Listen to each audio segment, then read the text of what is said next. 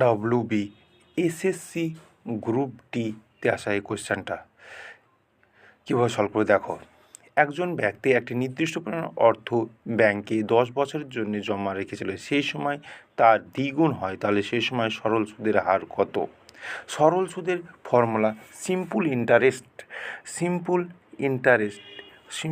ইন্টারেস্টের ফর্মুলাটা কী ছিল?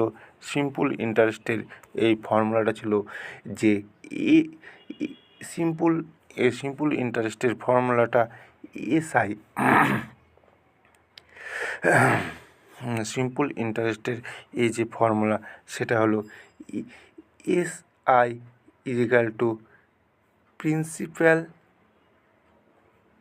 প্রিন্সিপাল ইন্টু PRRT বাই 100, ঠিক আছে? তাহলে এখানে দ্বিগুণ হয়, তাহলে এক্ষেত্রে বের করার ক্ষেত্রে আমরা কী করব? এখানে এটাই ইউজ করব।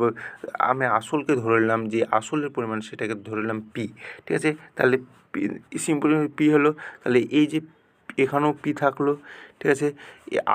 আর এর ভ্যালু তো আমরা রেট জানি না, টাইমটা জানি কত, 10 বছর আর টোটাল 10 বছর আর টোটাল বাই 100, ঠিক আছে? তো যদি কাটাকাটি করি, এই 0 আর এই 0 কেটে গেল, তাহলে এই পি কেটে গেল, তাহলে আর এর ভ্যালু হলো 10, সেটাই পার্সেন্টেজ।